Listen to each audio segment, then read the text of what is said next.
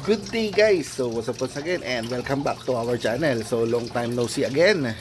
Tagal na ulit yung ating huling vlog. So ngayon, vlog na to is i-check natin yung mga sizes ng ating mga crayfish. And linisin na rin natin yung tank natin. Let's go!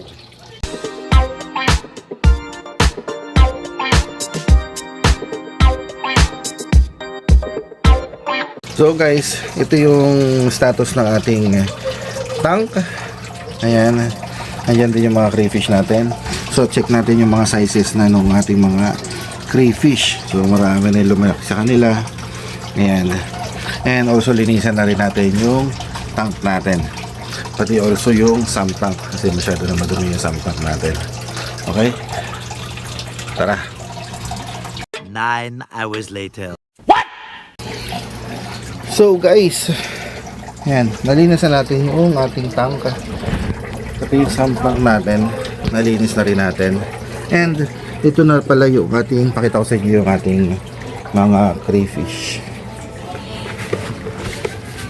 So guys, ito na yung mga crayfish natin. Malalaki na sila, lalo na to, ito, tsaka ito. Ayan. So malalaki na sila. Mga nasa 3 inches na to mga to. Ayan o, 3 inches. Lagay natin sa may. Ito natin sa may. Ayan. So yan o. Ito, mga sa 3 inches na. Saka ito. So malalaki na sila. Meron tayong, isa pa lang yung nakikita kong babae dito. Ito yata yung babae. Ay, tama, ito yung babae. Tapos yung mga malalaking yan, puro lalaki na. So maghintay pa tayo ng mga ilang weeks pa para naman dun sa iba, para makita natin yung gender nila. Kasi karamihan sa kanila halos lalaki. Not sure bakit kapag mas marami talaga yung lalaki kaysa sa babae na lumalabas. So ayan, ilagay natin to doon sa kabila. Dahil yung isang breeder natin na female, buntis na naman after 2 weeks na maipagpag niya yung kanyang mga krillings. Ayun, buntis na naman ulit siya. So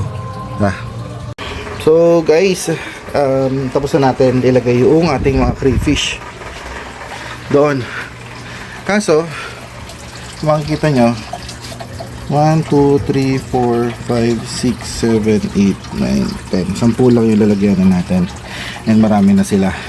Hindi na natin ibabalik yung mga blue na mga maliliit na diuno na hides nila. So kukuha na tayo ng panibagong hide nila. So ganito. Saan ba natin kinuha to? So eto, may mga nagtatanong sa akin kung saan daw nakakabili ng square na PVC. So yung square na PVC ay hindi ko po alam kung saan nakakabili, pero ito is yung lalagyanan dati ng mga T8 na submersible lamp. So yun yung ginamit ko doon sa sa crayfish natin. So ayan. So ngayon, dahil mahaba yan, puputulin natin, gagawin nating 8. So let's go. So guys, ito yung ating buntis na crayfish. Kung makikita nyo, meron pa siyang kulay puti. Ito yan, may kulay puti pa siya. So yung buntis nating crayfish.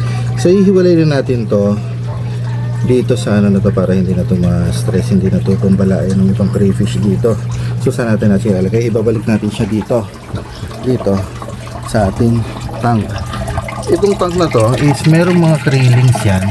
Ayan, yung mga krillings yan, maliliit naman.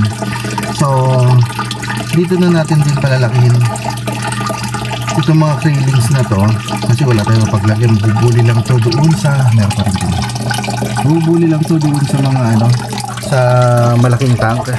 So lalagyan natin dito yung crayfish na buried, tsaka ito. Hindi naman siguro ito makukulit na ng mga So ayan, lipat lang natin. So guys, ayan na, natapos na natin yung paglilinis at pag-check ng mga size ng mga crayfish natin. Ang lalaki na, para tayo may bahay na mga gagamba dito. Ayan, hingin natin ang ilaw. Ayan diba? Ayan, kita na natin sila ngayon lagi.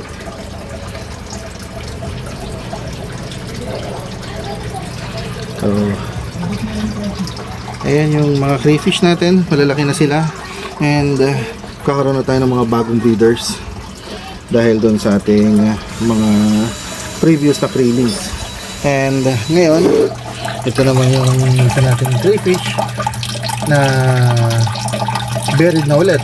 After 2 weeks, nag-buried na ulit siya. Pagkatapos lang niya magpagpag. Ito yung mga pinagpag na dito na po. May inaasahan na ulit tayo na ayan, na mga krillings after 6 months. 6 weeks. 6 weeks lang. Ito tao. 6 weeks. Kakaroon ulit tayo ng krillings. Ayan. So guys, ayan yung ating update sa ating mga crayfish. So itong mga crayfish na to hindi pa natin ina-out o hindi pa natin binibenta.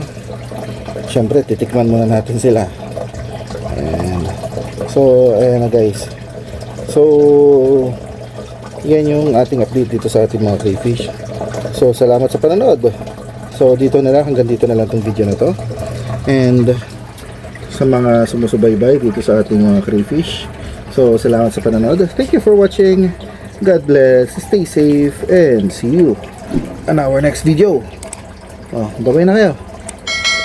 Wala ah. Oh, bye-bye. Bye-bye.